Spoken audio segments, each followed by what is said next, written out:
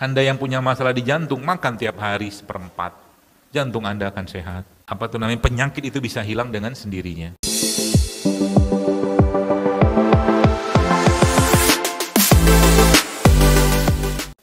Guru saya bilang begini, kelapa tua itu, ya, yang onono, saya ambil aja ya.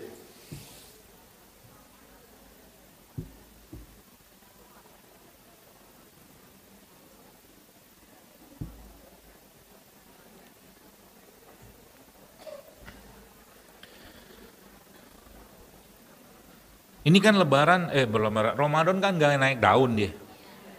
Yang naik daun ini kan. Padahal sama-sama aja. Murah malah, dibuang-buang. Anda bikin es campur pakai ini, Masya Allah enaknya luar biasa. Ya, nanti kalau bikin es campur, airnya pakai dia ini. Air dia ini sama kayak begini, cuma beda beberapa jenis mineral dikit aja. Tapi ini isotonik, dua-duanya air isotonik, terbaik yang Allah ciptakan untuk kita, yang mengandung asam amino yang luar biasa tinggi untuk tubuh kita, dan dia juga termasuk air yang sangat bermanfaat untuk menyerap racun. Ini juga sama. Ininya, Anda yang punya masalah di jantung, makan tiap hari seperempat. Jantung Anda akan sehat. Baru saya ngomong gini, langsung muncul setannya, kan keremian. Muncul fitnah. Apa ceritanya makan dia keremian? Ya. Biasa begitu kan? Jadi Masya Allah gitu tuh kadang-kadang. Belum lagi cerita kunyit, baru saja ngomong kunyit, dok nanti kunyit bikin rahim kering, itu mak bapak lu anaknya banyak-banyak minum kunyit dulu itu. Tanyalah dia. Dikit-dikit difitnah, macam-macam lah difitnah. Dok nanti minum madu, itu kan nanti gula darah naik. Iya, ente nggak ngomong kalau makan minum es teh manis atau makan gorengan nggak naik gula darah. Emang nggak naik? Tetap naik gula kok. Fitnah terus di mana-mana. Pokoknya yang Allah ciptakan yang kayak difitnah terus gitu loh. Belum pernah saya mendengar ada orang keracunan minum jahe. Nggak pernah kan? Ya, takutnya luar biasa gitu beginian. Nanti kalau makan tomat atau makan terong itu kan nightshade vegetable, oke. Makan pun jarang sayur. Itu aja, nggak jauh-jauh dari was-was. Makanya kalau Anda tadabburi surat An-Nas itu menarik menurut saya. Kenapa menarik? Surat Al-Falaq kita berlindung pada Allah sekali. Ya kan? Qul a'udzu birabbil falaq min syarri ma khalaq. Sekali doang minta perlindungan. Tapi surat An-Nas 3 kali kita nyebut Allah Subhanahu wa ta'ala untuk berlindung dari min syarril waswasil khannas. Kan ayat pertama, qul a'udzu birabbin nas, rabbin nas, malikin nas, ilahin nas, 3 kali untuk syarril waswasil khannas. Penyakit kita tuh jauh lebih dahsyat daripada yang jelek-jelek dari sisi makanan itu maksudnya. Paham ya? Makanya kalau punya tadi kita balik lagi ke innamal a'malu binniyat tadi, maka baca Quran itu diam dulu sebentar. Anda tilawah, Anda ziyadah, Anda murojaah atau apapun itu, diam dulu sebentar. Ya Allah, aku baca Quran ini ya Allah karena mengharap wajahmu, itu niat standar dan niat mutlak, selesai.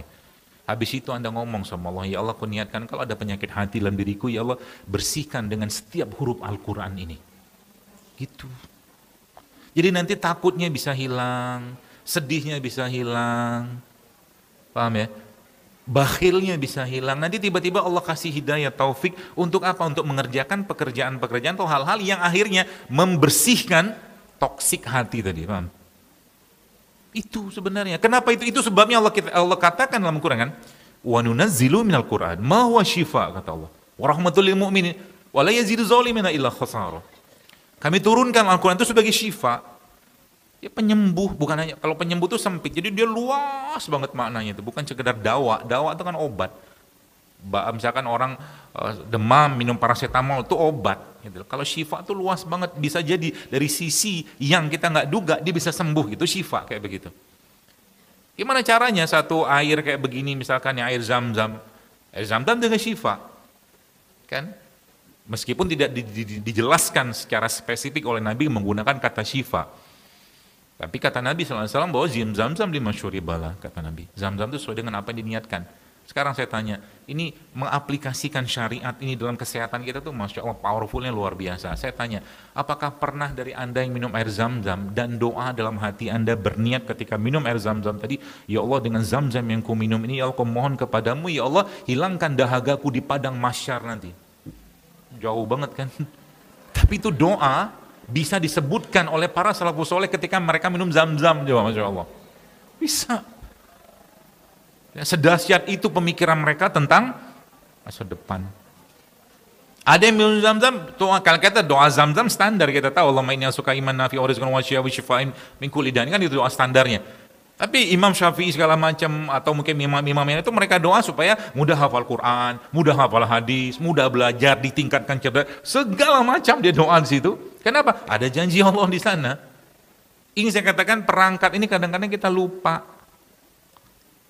Ya, contoh, Allah sudah jelaskan, Ista'inu bis-sabri was-sholat, kata Allah. Mintalah pertolongan dengan sabar dan sholat. Sabar, sholat gitu loh. Ini kan perangkat sebenarnya. Perangkat dalam tanda kutip yang kita bisa pakai untuk apa? Ya kalau nggak sesuai keadaan sabar, gitu loh.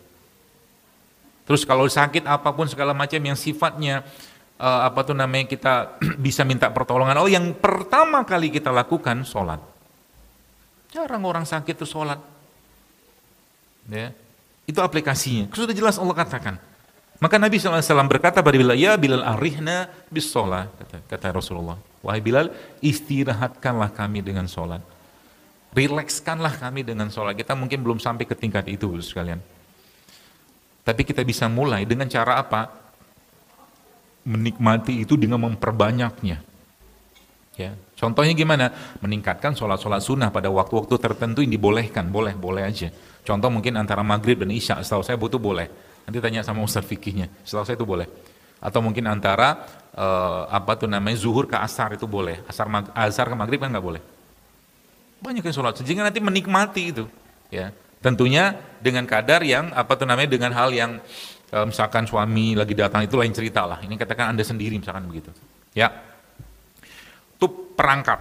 Ya, makanya tadi semua ya penyakit-penyakit tadi memang obatnya hanya Quran, nggak ada yang lain.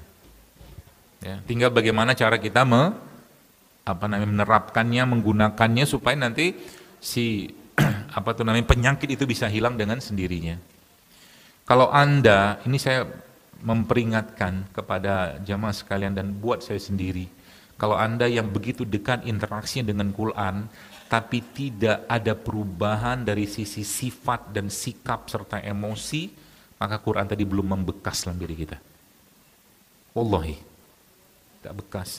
Masih marah-marah, masih bete-bete nggak jelas, masih receh-receh nggak jelas gitu loh. Dikit-dikit baper, dikit-dikit baper. Apa orang kayak begitu hidup? Diomongin sedikit, lab group.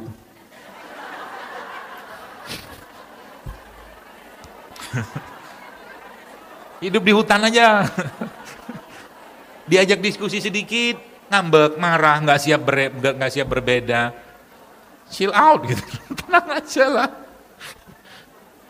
Ya, perbedaan itu pasti akan ada, nggak mungkin enggak. Apalagi ada orang, Masya Allah, kadang-kadang tuh lihat sesuatu tuh kalau nggak sesuai dengan dia punya pemahaman dan pemikiran seperti atau mungkin doktrinnya dia, itu jadi masalah dan dia nggak bisa tidur gara-gara itu. Tadi kenapa jilbab itu miring ya? Itu penyakit, percayalah. Ya, seperti itulah.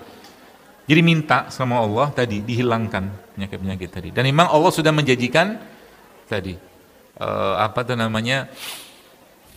Al-Quran itu sebagai penyembuhnya. Ya, Masya Allah, apalagi yang anda di sini jauh lebih mulia dari saya, tentunya yang interaksi dengan Quran yang jauh lebih banyak. Ya, sayang banget kalau seandainya nggak ada perubahan sifat, sikap, emosi gitu loh. Sayang banget. Ya, sedangkan Al-Quran itu setiap hurufnya saja anda sudah tahu hadisnya kan. Ya, kebaikan, keberkahan, pahala yang luar biasa besar ya Allah tentunya. Ya, itu satu poin pertama. 12 kurang 10 sudah. Sekarang masuk poin yang kedua. Poin yang kedua adalah sunatullahnya. Ya. Sunatullah yang sudah Allah ciptakan itu ikutin baik-baik. Contoh mungkin kita bicara tentang tidur. Diikutin pola tidurnya Nabi itu. Karena tidur itu ya bukan cuma sekedar ya apa tuh namanya ya kita memejamkan mata istirahat, bukan. Ada proses yang luar biasa ya yang terjadi pada tidur yang kita lakukan tiap malam itu ya yang menjadikan diri kita menjadi lebih sehat. Karena dalam tidur kita atau waktu tidur itu semua sistem kita di-reset sama Allah. Pernahkah kita berpikir kenapa Nabi SAW beradab luar biasa saat mau tidur? Karena memang proses tidur itu suatu hal yang luar biasa. Kenapa luar biasa? Tadi, mulai dari sistem reset di hormon, organ, sel, semua terjadi di sana. Ya, maka Nabi kita ya memberikan pedoman waktu tidurnya. Kapan tidurnya Nabi SAW habis Isya? Itu idealnya. Berarti saya nggak boleh begadang. Kalau begadangnya urusan yang sifatnya keagamaan, menuntut ilmu segala macam, silakan. Tapi kalau nggak ada, tidur kalau bisa. Secepatnya tidur. Nanti biar malam bisa bangun. Biar nanti bangunnya seperti bangunnya Nabi kan gitu. Kita Nabi kan bangunnya malam. Sepertiga malam. Kan ada ayatnya tuh. Ya, dan itu juga buat kita juga. Itu contohnya. Kemudian apalagi Bapak sekalian yang berkaitan dengan caranya Allah menjaga kesehatan. Jadi saya nyebutnya jam biologis atau irama biologis atau mungkin bahasa sunatullahnya kita. Ya. Pernahkah Anda berpikir kenapa Allah kasih sakit ke kita? Nah, baik, saya tanya dulu. Dengan sebuah pertanyaan. Bagaimana caranya Allah menghentikan orang yang berlebihan dalam urusan makan? Yang pertama, kenyang. Iya kan? Dibikin kenyang kan? Gak usah makan lagi kan? Yang kedua apa? Dikasih apa? Tidur, kan tidur. Kan gak bisa makan. Ya, apa lagi? Puasa. Ya, puasa ini menarik juga nih. Kalau seandainya kita mikir, kalau kita berpikir merenung mentadaburi, kenapa ayat puasa itu Allah kata-kata min qablikum kata Allah. Ya, kami wajibkan puasa sebagaimana orang-orang sebelum kalian. Kok ada min qablikum? Pada syariatnya para rasul itu, kalau mereka datang rasul baru, maka syariat rasul sebelumnya itu pasti dihapus. Tapi kata-kata min qablikum itu ada. Sebelum kalian juga ada syariat puasa. Karena kita sama, jadi zaman dulu sama, kita sama manusia-manusia yang lama itu sama. Dengan Nabi Adam sama, kita cuma beda casing doang. Nabi Adam tinggi 60 hasta, ya, kita cuma 2 meter paling tinggi mungkin, seperti itulah. Ya. Tuh, artinya kalau mungkin nggak ada puasa Ramadan, mungkin perkiraan saya kita 12 bulan tuh makan terus. Serius. Ya, kita pasti makan terus. Adalah 1-2 yang puasa, tapi puasa itu nggak gampang. Saking nggak gampangnya puasa, Masya Allah, Allah kasih satu pintu khusus bagi orang yang berpuasa. Kan luar biasa kan? Artinya ibadah itu secara zohirnya atau secara ruhiyahnya, secara syariat memang punya fadilah atau keutamaan atau pahala yang luar biasa besar dan pastinya pasti juga berefek luar biasa secara kesehatan, nggak mungkin nggak. Paham ya? Contoh, amal yang paling diperiksa atau amal utama atau amal awal yang akan diperiksa Allah saat hisab nanti sholat kan. Kalau tanpa sholat, saya membayangkan tanpa sholat kapan kita bergerak gitu loh. Sendi-sendi tubuh kita itu. Kalau kita jadikan sholat itu sebagai, kita sholat bukan untuk sehat, bukan. Kita sholat karena perintah. Ya, tapi kalau tanpa gerakan sholat mungkin dalam sehari nggak ada ceritanya kita sujud loh. Nggak ada ceritanya kita menaruh kepala kita ke bumi, kalau mungkin pakai bahasa listrik nge-grounding sama bumi, ya, untuk membuat otak kita ini lebih cerdas, mungkin nggak ada. Bagaimana kita sujud? Maka sholat itu menjadi sebuah hal yang luar biasa secara kesehatan. Nanti kita akan membaca data-datanya tentang itu. Ini dahsyatnya sholat. Ya. Ada relax, ada ditarik, ada renggang, ada diulur, ada ditahan, gitu. Apalagi gerakan-gerakan tertentu yang Nabi memperlama di sana, pasti ada sesuatu di situ. Ya, makanya saya bilang kalau lagi agak-agak mampet otaknya, lagi berkabut, gitu, lagi mandek, lamain sujudnya, ngobrol sama Allah dalam sholat. Ngobrol pakai apa? Pakai bahasa apa? Kalau Anda bisa bahasa Arab dalam bentuk doa. Kalau nggak bisa, dalam hati ngomong sama Allah, Allah tahu. Ngamain sujudnya. Ngadu sama Allah. Makanya imam-imam zaman dulu itu sekalian siapa? Imam Sufyan Ats-Tsauri itu, ya, dia kan dikenal sebagai as-sajjad, ingat saya. Orang ahli sujud. Jadi kalau dia punya hajat sama Allah, maka dia tidak akan menghentikan atau tidak akan selesai dari sujudnya sampai diungkapkan semua hajatnya, dan hajat itu Allah kabulkan. Masya Allah. Mereka kan sujudnya di Ka'bah, ya, di pelataran Ka'bah seperti untuk sholat. Nah itu, ya, ada sholat, ada puasa, tadi ada tidur, ada kenyang, ada sakit, itu kan caranya Allah.